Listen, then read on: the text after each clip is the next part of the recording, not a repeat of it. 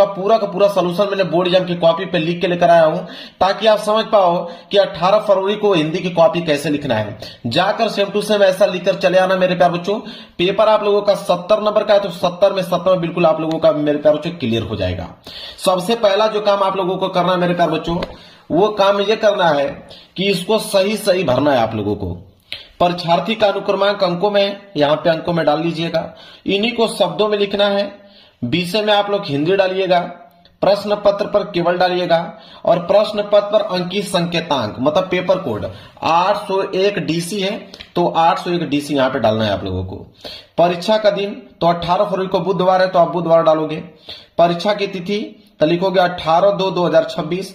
पाली में आप प्रथम पाली डालिएगा, ठीक है। जितने बच्चे क्लास 10th में हैं वो प्रथम पाली डालेंगे, यहाँ पे इंटर वाले द्वितीय पाली डालेंगे। केंद्र का नाम तो जहां पे आप लोगों का सेंटर गया है, जिस विद्यालय में बैठ के आप पेपर दे रहे हो उसका नाम आप लोगों को लिखना है। तो फिलहाल के लिए मैं केंद्र का नाम में अपने चैनल का नाम सम्राट अकेडमी डाल दिया हूं।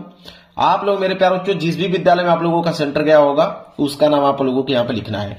नीचे वाले कॉलम में आपको छोड़ देना है, ये आपके कक्ष निरीक्षक भरेंगे, कक्ष निरीक्षक भरेंगे, इसको आप लोगों को छोड़ देना है।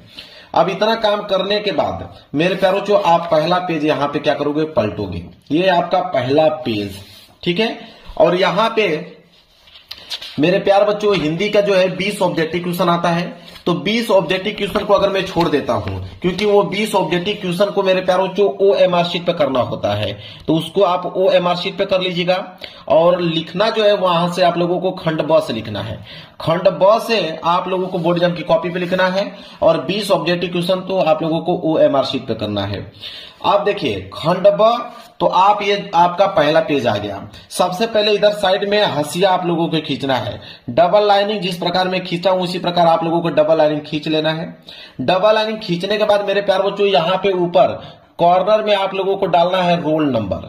हर एक पेज पे आप लोगों को मेरे प्यारे बच्चों रोल नंबर लिखते चलना है, ताकि आप लोगों की कोई भी कॉपी चेंज न कर पाए। अब यहाँ पे है खंड ब, तो आप यहाँ पे डालोगे खंड ब। एक लाइन का गैप छोड़कर नीचे दिया हुआ है वर्णनात्मक प्रश्न, तो एक लाइन का गैप छोड़ के आप वर्णनात्मक प्रश्न डालोगे। इसके बाद यहाँ पे प्रश्न संख्या 21 स्टार्ट हो रहा है, तो आप डालोगे प्रश्न उत्तर संख्या 21। अब प्रश्न उत्तर संख्या 21 जो है बोला है कि निम्नलिखित में से किसी एक गद्यांश पर आधारित प्रश्नों के उत्तर दीजिए। गद्यांश दिया है, 2 गद्यांश है, एक आपका क वाला है, क वाला नहीं कर पाओगे तो अथवा करके आपको ख वाला दिया गया है, दोनों में से कोई एक ही करना है। तो अगर आप ख वाला करने वाले हो तो यहाँ पे आपको डालना पड़ेगा ख, ठीक है। अगर आप क करने वाले हो तो यहाँ पे डालना पड़ेगा क। तो ख करने वाले हो तो ख यहाँ पे डाला गया है, इस कॉपी में ख किया गया इसलिए मैं यहाँ पे ख डाला हूं। आपका मन अगर क करने वाले हो तो यहाँ पे क डालिएगा।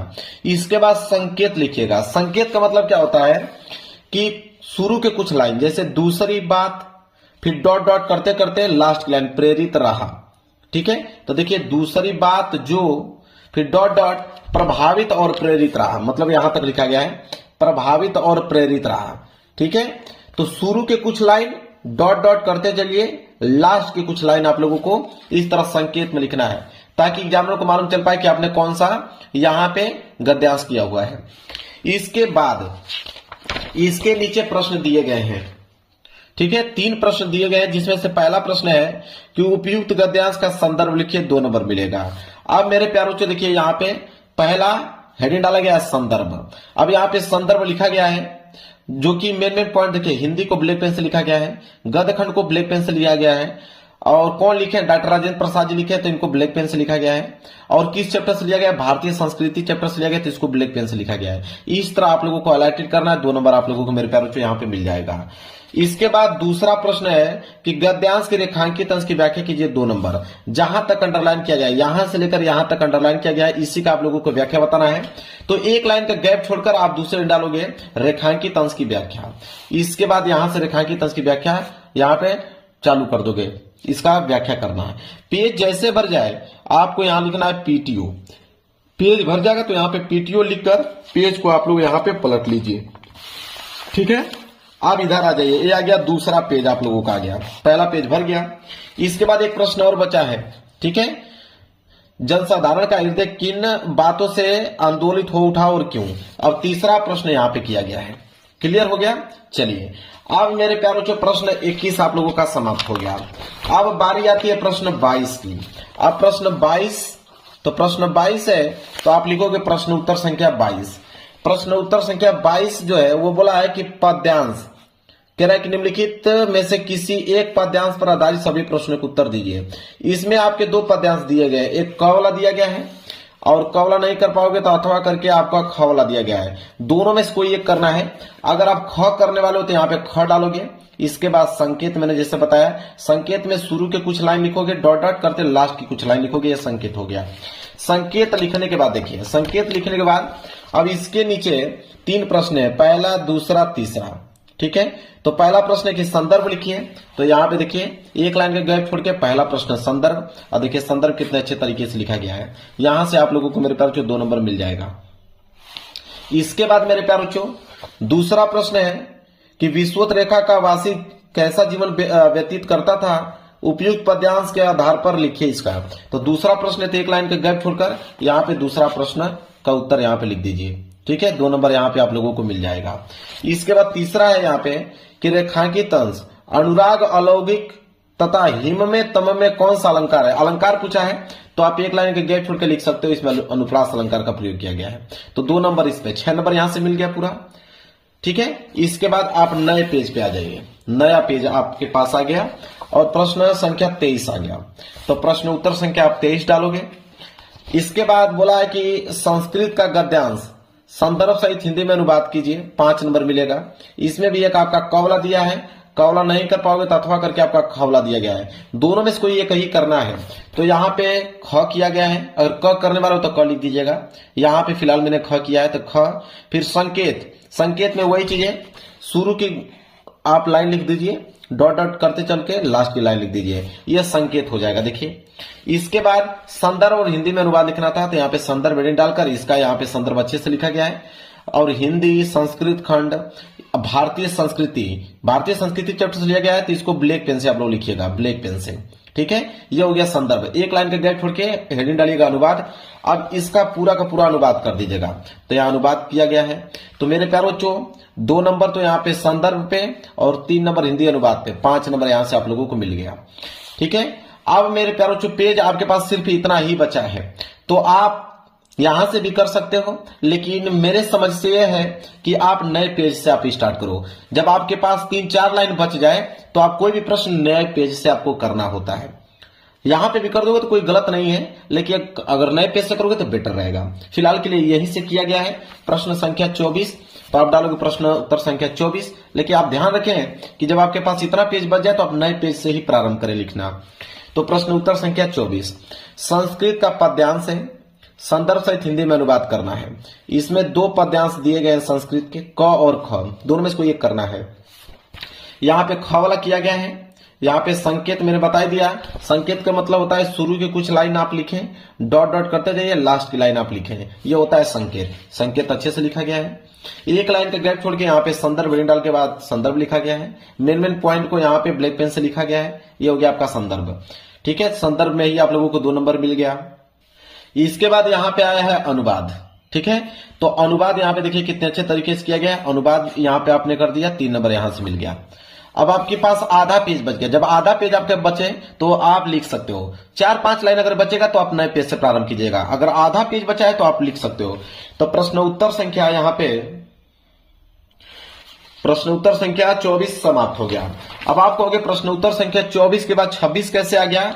तो प्रश्न उत्तर संख्या 25 मैंने इसलिए नहीं लिखा है क्योंकि सबका अलग अलग आता है। क्या? खंड काव्य। बोला है प्रश्न उत्तर संख्या 25 कि अपने पठित खंड काव्य के आधार पर निम्नलिखित प्रश्नों में से किसी एक का उत्तर दीजिए। अब ये खंड काव्य मेरे प्यारों हर एक जिला में अलग अलग आता है, समझ रहे हैं? जैसे मुक्ति दूत है, ये अलग जिलों के लिए है। इसी तरह ज्योति जवाहर अलग डिस्ट्रिक्ट के लिए है, अग्र पूजा अलग डिस्ट्रिक्ट के लिए है। ठीक है, इसी तरह मेवाड़ मुकुट है, जय सुभाष है, कर्ण है, करमवीर है, तुमुल है। ठीक है, इतने सारे हैं। तो आप लोग देख लीजिएगा कि आपके जिला में कौन सा खंड काव्य पूछा जाता है। तो जो खंड काव्य आपके जिला में पूछा जाता होगा वही खंड काव्य आपको प्रश्न उत्तर संख्या 25 में करना है, तभी जाके आपको 3 नंबर मिलेगा। तो इसलिए मैं इसको नहीं लिख कर लेकर आया हूं। आप लोग देख लीजिएगा कि आपके डिस्ट्रिक्ट में कौन सा खंड काव्य पूछा जाता है, इसीलिए मैं डायरेक्ट यहाँ पे प्रश्न उत्तर संख्या 26 किया है। तो प्रश्न उत्तर संख्या 26 का क, तो आप लिखोगे प्रश्न उत्तर संख्या 26 का यहाँ पे क, और यहाँ बोला है 26 का क कि लेखकों में से किसी एक लेखक का जीवन परिचय देते हुए उनके एक प्रमुख रचना का उल्लेख कीजिए। 5 नंबर आपको मिलेगा। अब यहाँ पे 1, 2, 3 ऑप्शन आपके पास है, तो यहाँ पे जो भी आपका मन करे, यहाँ पे मैं तीसरा किया हूं जीवन परिचय, किनका? डॉक्टर राजेंद्र प्रसाद का किया हूं। तो आपका जो भी याद होगा या लिख दीजिएगा। मैं तीसरा किया हूं तो यहाँ तीसरा लिखा है जीवन परिचय। यहाँ पे आपको कॉर्नर में संक्षिप्त परिचय लिखना है। संक्षिप्त परिचय में आपका जन्म स्थान, पिता, माता, रचनाएं, मृत्यु, ये सब होना चाहिए। इसके बाद जीवन परिचय नहीं डालने के बाद यहां से लिखना प्रारंभ करें, और उनका जन्म, उनके जिले का नाम, उनके माता का नाम, पिता का नाम, जो भी चीजें हैं उनको आप ब्लैक पेन से आप लोगों को लिखना है। पेज भर जाए तो इधर आप लिख सकते हो, कोई दिक्कत नहीं है। मृत्यु, ठीक है, ये जो भी चीजें उनको ब्लैक पेन से हाईलाइटेड कर देना है। इसके बाद यहाँ पे रचना जरूर से लिखना है, क्योंकि 3 नंबर जीवन परिचय मिलता है और 2 नंबर यहाँ पे रचनाएं पे मिलता है। याद रखिएगा, रचनाएं बहुत ही ज्यादा कंपल्सरी, रचनाएं आपको लिखना ही पड़ेगा, इस बात को आप ध्यान में रखें। क्लियर है? चलिए आगे बढ़ते हैं अगले पेज की तरफ। पेज यहाँ पे भर गया, अगला पेज मैंने यहाँ पे पलट दिया। इसके बाद अगला प्रश्न देखेंगे। तो प्रश्न 26 का ख, तो आप डालोगे प्रश्न उत्तर संख्या 26 और 26 का ख बोला है कि कवि का जीवन परिचय लिखना है, ठीक है, और जीवन परिचय लिखना है वो भी रचना सहित। ये भी 5 नंबर का है। आपके पास ऑप्शन यहाँ पे 4 है, जो भी याद होगा उसको आप लिख सकते हो। यहाँ पे तीसरा किया गया जीवन परिचय, किनका किया गया है? तीसरा महादेवी वर्मा का किया गया है। तो संक्षिप्त परिचय में जन्म स्थान, पिता, माता, निधन और रचनाएं लिखना है। फिर जीवन परिचय डालने के बाद यहाँ पे पूरा जीवन परिचय लिखना है। मेन चीजों को आपको हाईलाइटेड कर देना है ब्लैक पेन से। रचनाएं में यहाँ पे नीरजा, निहार 2 रचनाएं लिख देना, यहाँ से 2 नंबर मिल जाएगा और यहाँ से 3 नंबर मिल जाएगा, टोटल 5 नंबर हो गए आपके। क्लियर है? चलिए आगे बढ़ेंगे प्रश्न उत्तर संख्या 27 की तरफ। प्रश्न उत्तर संख्या 27 है कि अपनी पाठ्य पुस्तक में से कंठस्थ कोई एक श्लोक लिखे जो इस प्रश्न पत्र में न आया हो। 2 नंबर आपको मिलेंगे श्लोक में, तो ऐसा श्लोक लिखना है जो इस पेपर में न आया हो। तो आप नए पेज से यहाँ पे लिखना प्रारंभ कीजिए, क्योंकि ये पेज भर गया है। तो प्रश्न उत्तर संख्या 27, ठीक है। मैं यहाँ पे 2 आपको श्लोक लिख के लेके आया हूं, एक श्लोक यहाँ पे, एक श्लोक यहाँ पे। हालांकि एग्जाम में आपको एक ही करना है इन दोनों में से, लेकिन मैं 2 यहाँ पे कर दिया ताकि आप याद कर पाओ, ठीक है। तो दोनों में से कोई एक कर दोगे तो यहां से आपके 2 नंबर मेरे प्यारे बच्चों श्लोक से मिल जाएंगे। इसके बाद अगला प्रश्न है प्रश्न उत्तर संख्या 28।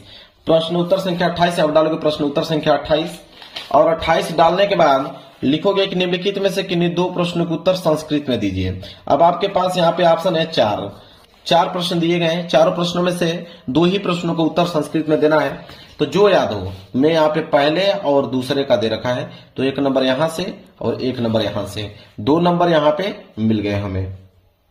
इसके बाद हम लोग ये पेज भर गया, अब पेज को हम लोग पलट के इधर करेंगे, ठीक है। अब अगला प्रश्न है प्रश्न उत्तर संख्या 29।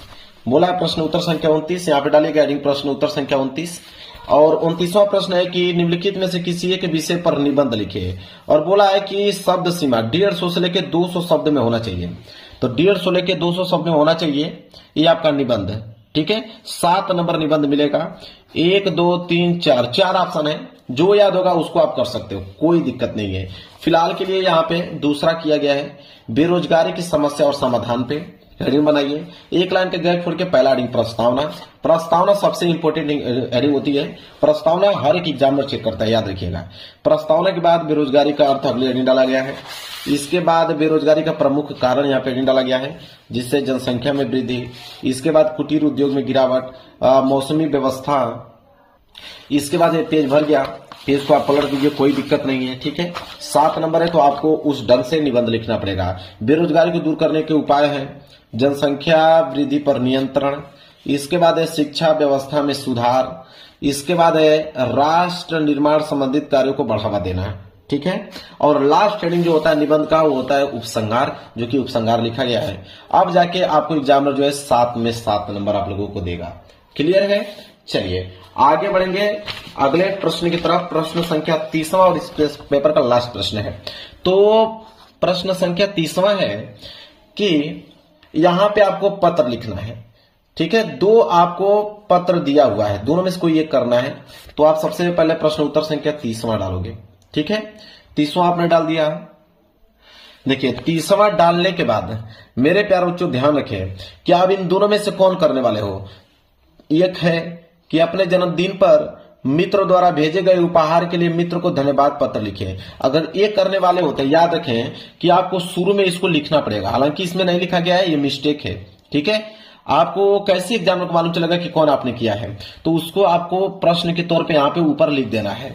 ठीक है, या तो अगर ये नहीं करने वाले हो अथवा करके ये वाला करने वाले हो कि राज्य परिवहन निगम के मुख्य प्रबंधक को बस चालक के अप्रशंसनीय व्यवहार का उल्लेख करते हुए शिकायती पत्र लिखे, तो इसको आपको पहले ऊपर लिख दीजिए ताकि एग्जामिनर को समझ में आ पाए। हालांकि इसमें ऊपर वाला किया गया है कि अपने जन्मदिन पर मित्र द्वारा भेजे गए उपहार के लिए मित्र को धन्यवाद पत्र कैसे लिखे, तो इसको आपको यहाँ पे लिखना पड़ेगा। इसके बाद यहाँ पे एड्रेस अपना लिख दीजिएगा। ठीक है, इसके बाद मेरे प्यारे बच्चों जो भी चीजें हैं उसको आप अच्छे से लिख सकते हैं। पेज भर जाए तो पेज को आप कलर दीजिए, कोई दिक्कत नहीं। इधर आ जाइए और इधर भी वही चीजें सारी चीजें लिखी गई है। फिर तुम्हारा अभिन्न शैली यहाँ पे नेम मेंशन किया गया है और उसी नेम है तो नेम नहीं लिखना है, आप क ख ग घ लिख सकते हो। इस प्रकार मेरे प्यारों जो बोर्ड एग्जाम की कॉपी लिखना है 70 में 70 नंबर आप लोगों को मिल जाएगा।